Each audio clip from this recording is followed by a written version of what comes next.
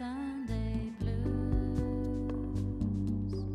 here without you, the biggest moon. Hello and welcome to the History of the Germans, Episode 6, A Conversation with Swords. You may have noticed a slight change in music. Yes, you have a one-time opportunity to hear my insanely talented sister, Isadora Silveira Camargos, whose new single, Smile and Fly, has just come out. As a special treat, you can listen to the whole song at the end of the podcast. Enjoy! But now, back to our show. Last week, we left Otto, for the nth time snatching victory from the jaws of near-certain defeat. But success in this final civil war had come at a steep price. The main battlefield of Bavaria and its capital Regensburg lay in ruins. Equally, the area around Augsburg had been devastated, and the Hungarian raids had taken their toll on Lotharingia. As it happened, the fighting did not end with Ludolf's surrender. In particular, the Bavarians really did not want their Duke Henry back. Led by the descendants of the previous ducal family, they kept on fighting all the way into May 955. Duke Henry brutally suppressed these uprisings, including by blinding the Archbishop of Salzburg, an act of unprecedented brutality on an anointed bishop. But even their surrender in May 955 did not end the plight of the Bavarians. Come July, more Hungarians than anyone living had ever seen anywhere before broke into the country. They occupied and devastated Bavaria between the Danube and the Alps. They crossed the river Lech south of Augsburg and moved into Swabia, burning and plundering the land all the way to the Iller River. And on August the 8th, 955, they began the siege of Augsburg. The Hungarians, or Magyars, had been a feature on this podcast in each of the last 5 episodes. The annual raids have come like clockwork almost every year, usually timed around periods of political weakness or civil war. But so far, we have heard little about the Hungarians themselves. Time to remedy that. Before I start on this, sincere apologies for all the botched pronunciations. Hungarian, like so many other languages, are not my forte. The Magyars are assumed to have originated from the Ural Mountains and appeared in the Carpathian Basin in the late 9th century. In the absence of written records and only sparse archaeology, the main way to trace them is by their distinctive language, which is part of the Finno-Ugric language family. This family comprises about 20 languages, including Finnish, Estonian, and Hungarian as the best known, but also include languages spoken by small groups in western Siberia. Historians have concluded from this, and from chronicles written in the 13th century, that the Proto-Hungarians may have spent a significant amount of time in the steppes of Siberia. The foundation myth even assumes that their first leader was a brother of Attila the Hun. During their wanderings, the Magyars also picked up a lot of their culture, political organization, and language from the Turks, though the exact process of this assimilation is lost in the mist of time. They appear in written history in the year 895, when the Byzantine Emperor Leo the Wise asked for their help in fighting the Bulgars. At that point, they lived somewhere between the Don and the Volga rivers. Their support to the Byzantines became quite costly, as they got caught in one of those domino effects that occurred from time to time in the depth of the Asian steppes. The Magyars' neighbors to the east, the Pechenegs, had come under pressure from another group even further east and mounted a lightning attack on the Magyars. The Magyars, in their panic, fled across the Carpathian Mountains. And there they were in luck. The two powers that had controlled the area we now know as Hungary, the Carolingian Empire and the Kingdom of Moravia, were in steep decline. Under their leaders Arpad and Kursan, they took over the Carpathian Basin, which included Hungary as well as Transylvania, now part of Romania, Croatia, and parts of Slovakia. Kursan has died in 904, and from then onwards the descendants of Arpad ruled Hungary until 1300. However, their role was more of a primus inter pares, with the leaders of the 7 Magyar stems having significant autonomy. Almost from the moment they arrived, the Hungarians started raiding in the west. They undertook about 70 raids in 50 years, usually targeting East Francia and Italy, but also the Bulgar kingdom to their south and Byzantium itself. Their success was mainly down to their composite bows. Composite bows are made from laminating wood and animal bone to create a small and powerful bow. Having a powerful small bow means the archer can operate on horseback. That gives them the speed and the agility to position themselves wherever their long-distance weapons have the largest effect. And the largest effect was to shoot great volleys of arrows into the sky that would fall on their enemies like hail. The reliance of the Hungarians on horse-based archers was, at least initially, almost complete. Their raiding bands would consist entirely in horse-mounted fighters without a baggage train or other support. Their troops could therefore appear and disappear much more quickly than the infantry troops they were fighting. They did not take provisions, as they usually lived off the land they were plundering. But, like all miracle weapons, the composite bow had its drawbacks. The biggest one was the weather. The lamination would weaken humid conditions, reducing the power of the bows. Without their fearsome bows, their lack of armor made them easy prey for armored knights and even well-trained infantry. Therefore, Hungarians only ever raid in the summer months when it's dry, and they prefer the south. The humidity effect has been cited as one of the main reasons the Mongols did not take over Germany in the 13th century, despite their crashing victories against the Poles and the Teutonic Knights. The annual raids were a significant part of the Hungarian economy, bringing in gold and coin, but most importantly slaves. The actual Magyars themselves were quite a small nation of maybe 60,000 people who ruled a much larger population in Hungary that served them as agricultural workers. Some of these workers were people who had lived in the area before the Hungarians took over. Others had been dragged there as slaves. Now these raids were strictly business.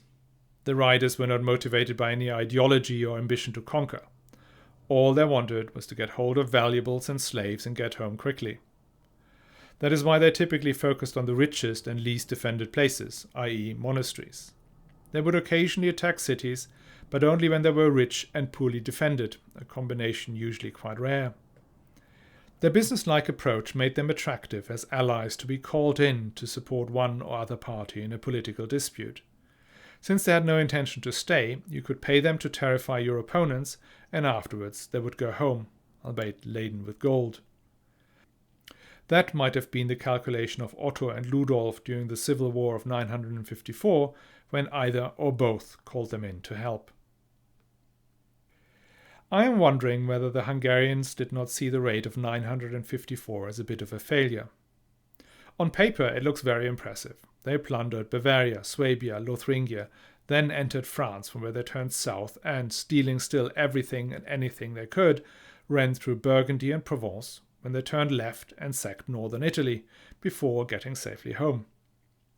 Running the route on Google Maps suggests they did a 4,000-kilometer round trip.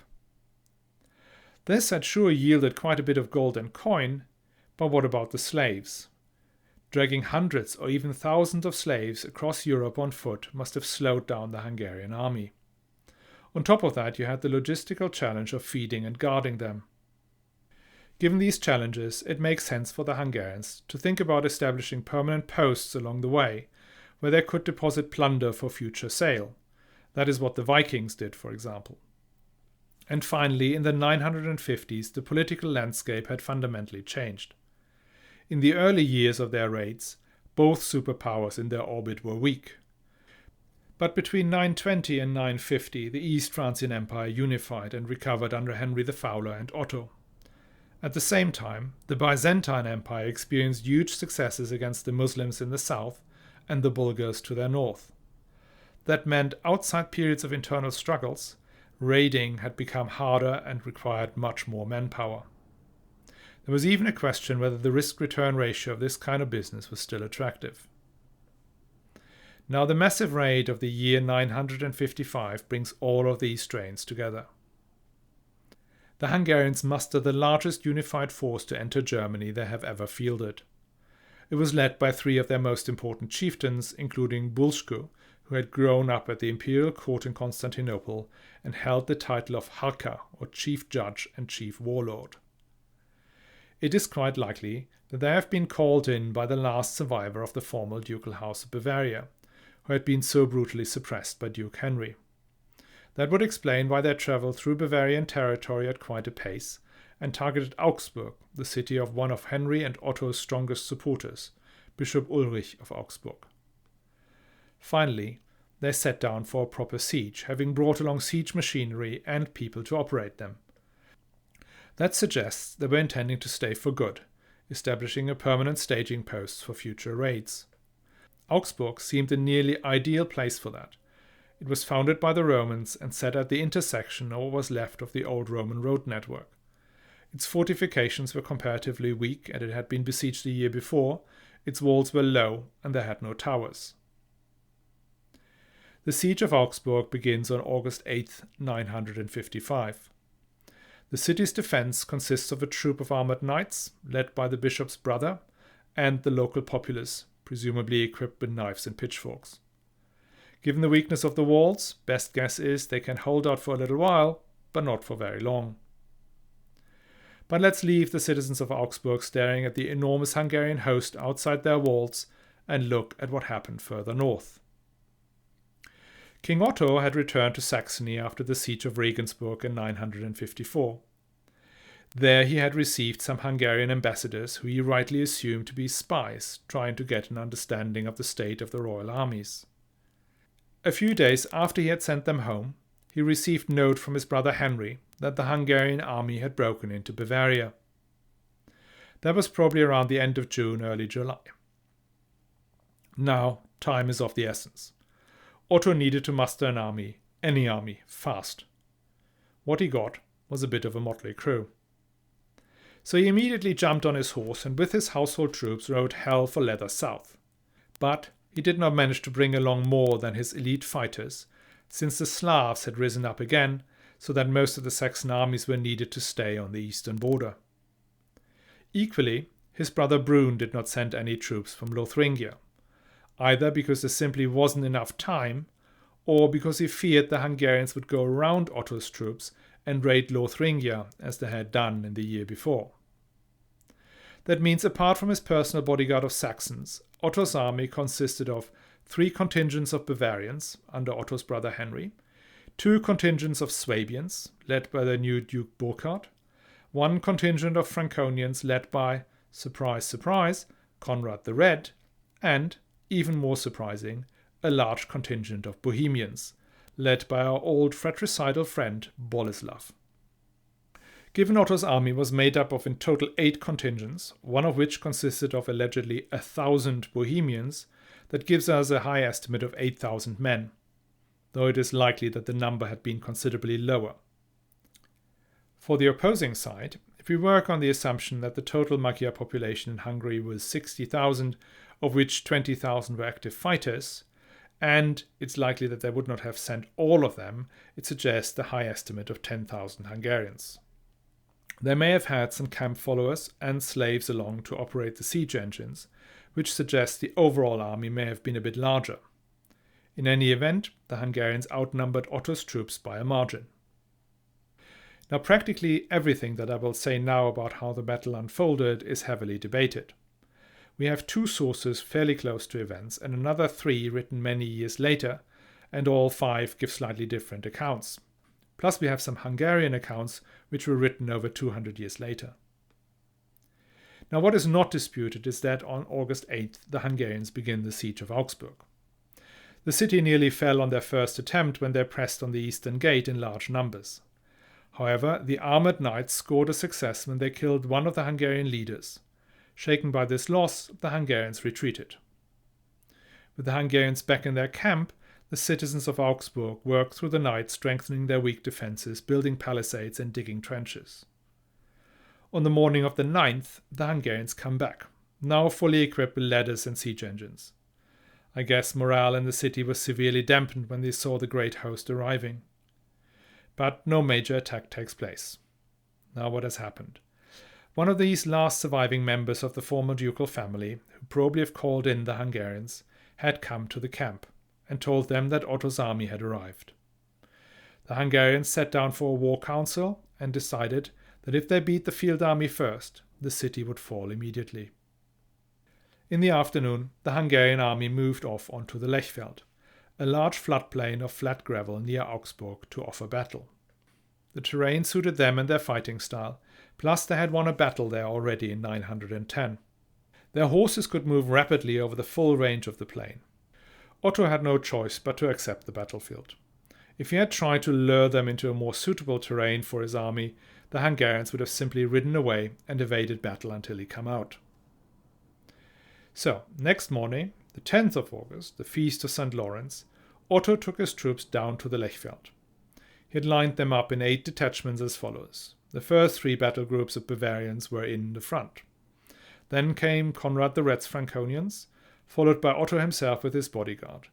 Then the 2 divisions of Swabians, and finally the Bohemians with the baggage train. During the march down, he kept the troops within the cover of a wooden area to avoid being pelted by Hungarian arrows.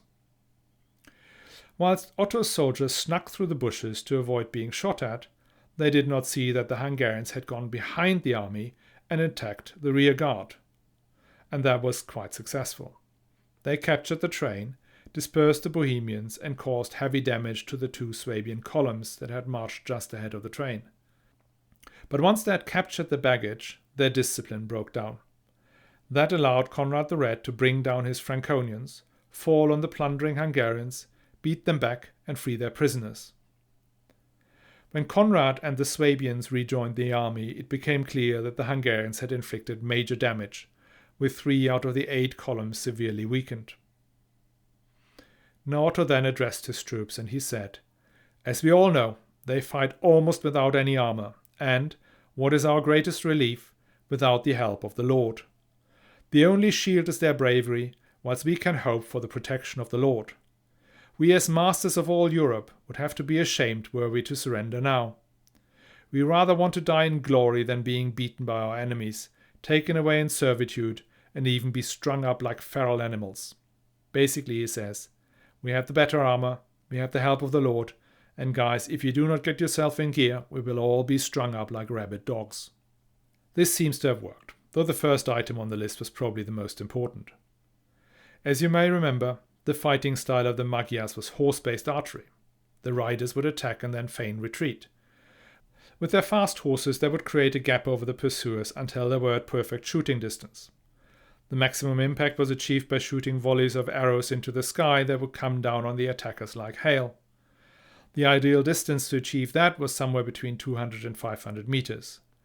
Had the enemy come closer, the Hungarians had to shift to individual point-blank shots, which were less efficient, and if the enemy had got even closer, it was down to hand-to-hand combat.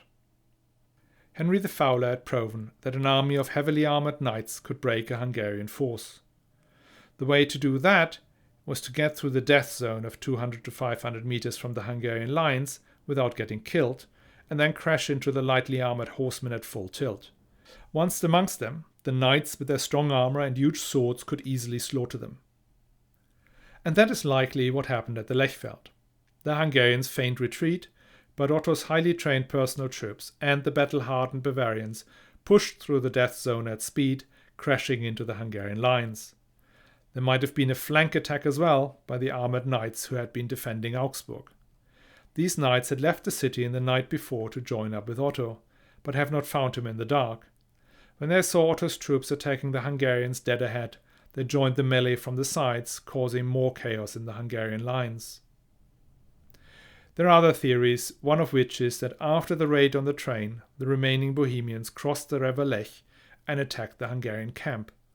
The Hungarians then raced to the ford at Augsburg to protect their plunder. When they got stuck on the river crossing, Otto and the Bohemians fell on them from both sides. In later Hungarian chronicles, the defeat is blamed on sudden rainfall. German chroniclers mention excessive heat, so that there may have been a summer thunderstorm later in the day. Whichever way it happened, what makes the real difference between the battle on the Lechfeld and the Battle of Ried in 933 is that this time the Hungarians did not escape. At Ried, the Hungarians could just turn their horses round and run back to Hungary. This time, their route had been blocked. Bridges were either taken down or well defended and forts guarded. After the battle, the Hungarians split up into smaller groups, which were picked off one by one, probably mostly by the Bohemian troops of Boleslav, though the Saxon chronicler prefers to credit the Bavarians. The honourable mention of Bavarian bravery may have something to do with the fact that their duke and Otto's brother, Henry, died during the battle from the long-term effects of a wound he had received not on the Lechfeld, but at his own battle against Otto in Birten in 938. He missed the one opportunity to use his undeniable prowess with the sword to do something for the kingdom rather than just for himself. Henry had not been king for 19 years and an albatross around King Otto's neck both when he rebelled and when he was a friend. He left a 4-year-old son, also called Henry, who inherited both the Duchy of Bavaria and his father's temperament. Whilst Henry was denied his great ambition, his grandson, also called Henry, will ultimately realize the dream of his branch of the family. Another loss was Conrad the Red, who in the heat of the battle loosened the straps of his helmet, inviting Hungarian arrows to his throat. Those of you who have read ahead, you already know that Conrad's great-grandson, also called Conrad, would end up on the throne. Now the impact on the Hungarians was earth-shattering. Otto had captured the 3 leaders of the Hungarian army and, contrary to precedent, did not exchange them for gold and concessions, but had them hung from the gallows. Now we do not know much about domestic politics in Hungary, but from the Battle of the Lechfeld onwards, the descendants of Arpad were able to tighten their grip on the country. Arpad's grandson, Taxony, took control after the Battle of the Lechfeld and agreed a lasting peace with King Otto and allowed German missionaries into Hungary. His son and successor, Géza, further consolidated the power of the Arpads, whilst promoting Latin Christianity and an alliance with Otto and his successors. Finally, the next king, Saint Stephen, formally converted to Christianity in the year 1000 and married Gisela, granddaughter of none other than our old friend Henry, Duke of Bavaria. Their descendants would rule Hungary until 1300 and attach it firmly to the Western European cultural, religious and political system. From this point forward, Hungarian raids ended for good, making it Otto's greatest military and political success that created his reputation not just for the 10th century but until today. He may have already been the leading figure in the former Carolingian Empire, but after the Lechfeld he was clearly an imperial figure. The chronicler Widukind of Corvey reports that the assembled troops declared Otto emperor on the field of battle, just like the ancient Roman legions had done in antiquity. Sadly, Widukind is not always the most reliable source, and this scene may have just been a bit of propaganda. Now, despite this resounding success, the campaign year of 955 was not yet over. Otto had to return to Saxony, where the Abodrites, a Slavic people living in what is today Mecklenburg-Vorpommern, the very northeast of the country by the Baltic Sea, had stirred up trouble. Well, they did not do it by themselves. They were instigated by the descendants of Wichmann Billung, you know, the guy that Otto offended in his first year in office by promoting Hermann Billung to be the Marcher Count. Old grudges last long, not just in the 10th century. The Abodrites had raided Saxony whilst Duke Hermann Billung could not hold them off, given troops had been dispatched to fight Ludolf. After the battle on the Lechfeld in August 955, Otto and Markgraf Gero joined Hermann with some of the forces that had fought the Hungarians. They progressed down into Abodrite land, and when the leaders of the tribe offered peace, they felt strong enough to reject it. And that could have easily turned out to be a fatal mistake, because when they reached the Recknitz River, they suddenly found themselves trapped. They could not cross the river, as the ford was guarded by Abodrites troops. They could not turn back, as the enemy had closed the path behind them with barricades of fallen trees. Now sickness broke out in the camp and food supplies ran low. Gero was dispatched to negotiate, but was told to go, where his master had told the Abodrites to go just days earlier. Now we know Gero as the butcher of the 30 Slavic leaders at a feast, so trust him to not hold back. He was so enraged by the Abodrites' refusal that he told them that they would attack the next morning, so we can all see where what goes when. In the night, Otto brought up all the heavy weapons and the bowmen to the river shore to make sure it looks as if they would force their way across in the morning. At the same time, Gero and his cavalry travelled downriver and crossed a few miles from the camp. When the Abodrites set up formation to defend their shore of the river, Gero fell on them from the side and routed their forces. Their leader was decapitated, 700 further Abodrites were executed, others were blinded or had their tongue cut out. After that display of Christian charity, the remainder were offered baptism. Now that was a pretty close shave. If Otto had died in that battle, the kingdom would have easily fallen into chaos. His son Ludolf was with the king, and even if he had survived, with the wounds of the civil war still raw, his accession to the throne would not have been smooth. Otto's other son, also named Otto, was just a year old. Nothing makes it so obvious that in the 10th century you can swing from towering success to total disaster in a heartbeat. But total disaster is avoided, and Otto is now truly an imperial figure. All that is left to do is to go to Rome and get his crown. The crown of Charlemagne, the crown he always believed was owed to him. But before he does that, we need to take a look at the situation in northern Italy. And for that, I'm afraid you will have to wait until next week. I really hope you're going to join us again. And now, for what you've all been waiting for, Isadora Silveira Camargo's new single, Smile and Fly, available on Spotify, Amazon Music, Apple Music, and all other purveyors of fine audio entertainment. Sunday.